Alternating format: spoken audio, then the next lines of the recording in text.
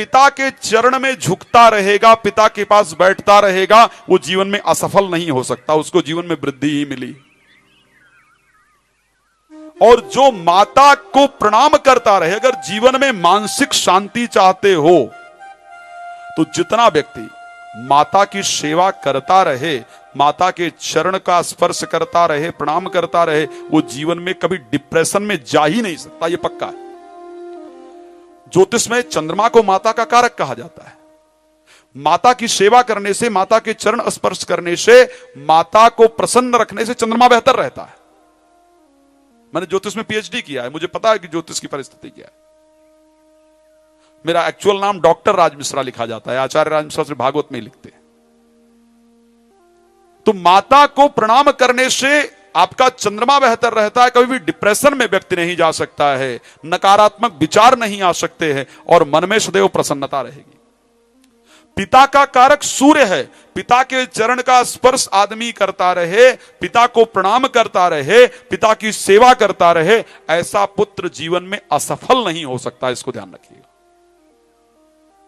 तो ये शास्त्रोक्त नियम है। कालदंड कही काहू न मारा, हरे धर्म। सबसे पहले आपके धर्म का हरण कर लेगा, पूजा पाठ करने का मन नहीं करेगा, फिर बल बुद्धि अपारा, चीजों को कल पर आप टालना शुरू कर देंगे, अपने बड़ों का संग अच्छा नहीं लगेगा, जो बड़े कहेंगे वो अच्छा नहीं लगेगा। और मैं सत्य कह रहा हूं, मुझे जनरली वही लोग फोन करते हैं। मैं एक प्रोग्राम करता हूं रात को 9 बजे लाइव अपने चैनल पर, और दोपहर को 12 बजे जब मैं खाली होता हूं, कम से कम 1000 फोन 1 घंटे में आते हैं।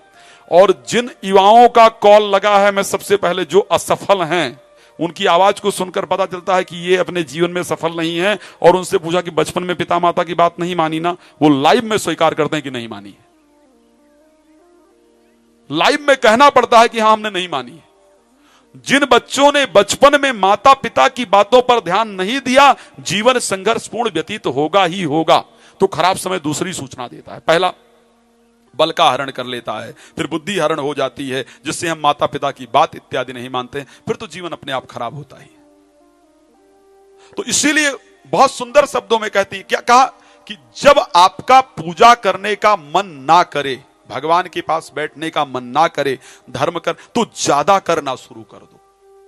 ये सोचो कि खराब समय कहीं ना कहीं मुझे सूचना दे रहा है, मेरे मस्तिष्क को भ्रमित कर रहा है कि मैं, भाई अगर मस्तिष्क भ्रमित नहीं होगा तो खराब समय आएगा कैसे।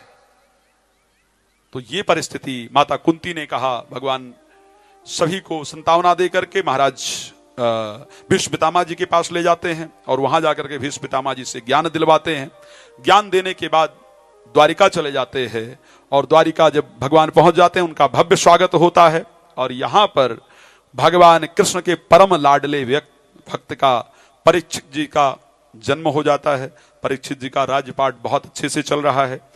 जब अर्जुन भगवान कृष्ण को छोड़ करके, और वहां से धीरे धीरे यदुवंश में जो परिस्थिति उत्पन्न हुई, व्यसन जो मदिरा था और श्राप उसके साथ ऋषियों का लगा, और उस श्राप के कारण पूरा यदुकुल नष्ट हो गया। भगवान कृष्ण अपने परम धाम को चले गए। अर्जुन वापस आए, वहां से आकर के संदेश सुनाया, और वहीं से माता कुंती ने जब भगवान के परम धाम जाने का समाचार सुना, तो माता कुंती ने वही प्राण त्याग दिया। परीक्षित छोटे से हैं, पांडवों ने उनका राज्य अभिषेक किया।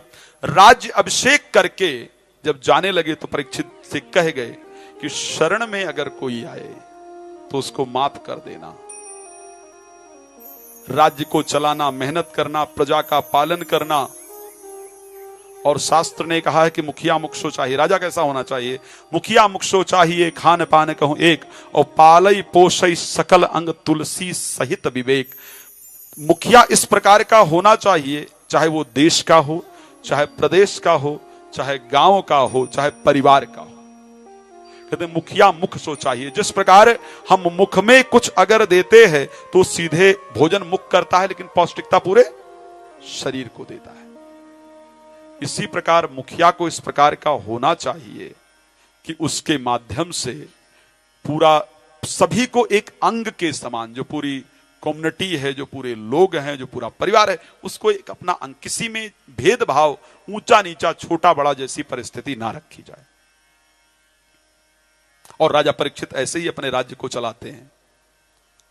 अब धीरे धीरे राजा परीक्षित के 4 पुत्र हुए, जिसमें जो सबसे बड़े पुत्र है वो जन्मेजय होते हैं।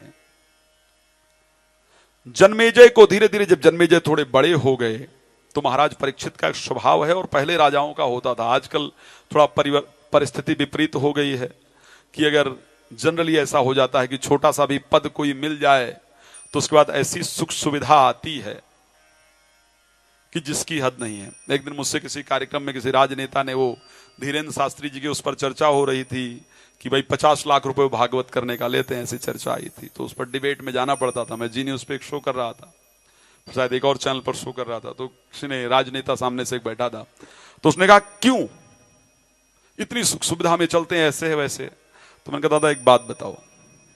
मैंने फिर पूछा, मैंने कहा आपके जो मुखिया हैं उनके पिताजी से लेकर के और आज तक की अगर मैं उनकी सैलरी जोड़ूं जो राजनीतिक क्षेत्र से मिलती है तो शायद उसमें एक बड़ा घर आना मुश्किल हो जाएगा। लेकिन अगर आज आपके पास हेलीकॉप्टर तक है प्राइवेट, तो मैं जानना चाहूं कि कहां से आता है, तो आप नहीं दे पाएंगे। तो शायद आज धीरे धीरे राजनीतिक जो परिस्थिति हो बिगड़ गई, लेकिन शास्त्र कहता है कि मुखिया इसी प्रकार का होना चाहिए जो पूरी प्रजा को, पूरे परिवार को एक अंग की तरह